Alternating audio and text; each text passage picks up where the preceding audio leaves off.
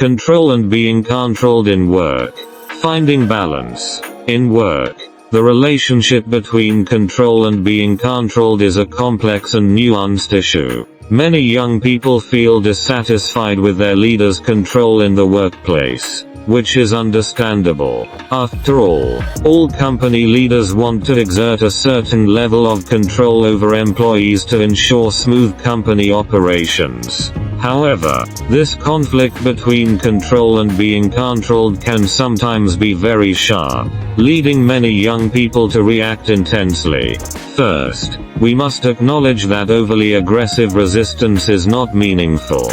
Unless you have the ability to start your own business, you need to survive in this society. Even if you start your own business, you will still face various forms of control and limitations. Therefore, handling this relationship between control and being controlled properly is crucial. We need to keep a clear mind and find a balance. A typical example is when a leader at a certain organization becomes angry about something and tells the employees, "I've been feeding you for nothing." This statement is highly unfair, completely ignoring the fact that employees create value for the company. In reality, if employees could not create surplus value, the boss would not hire them.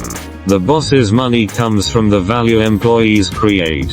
So in essence, it is the employees who sustain the boss, not the other way around. However, this reasoning is difficult to convey in reality. The boss has the authority to control you, and if they cannot control you, they can choose to fire you. In such situations, appealing for fairness and justice might seem futile. This is because in the workplace, the boss enjoys the surplus value you create, while you cannot fully enjoy the value you generate. Freedom and fairness in the workplace are often relative. Although we may desire freedom and fairness, these concepts are often difficult to achieve in practice. The workplace is a power structure, and within the structure, the boss typically holds more power. This necessitates that employees exercise caution when facing the relationship between control and being controlled.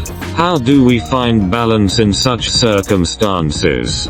First, we must learn to recognize our rights and duties, understand our value, and maintain self-respect in the workplace. Additionally, we need to establish good communication channels and strive to maintain good working relationships with our leaders and colleagues.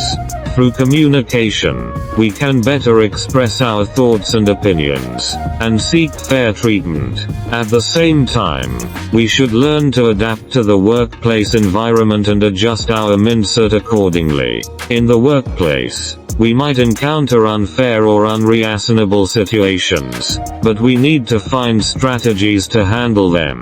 When faced with unreasonable control, we can try resolving the issue through communication and negotiation.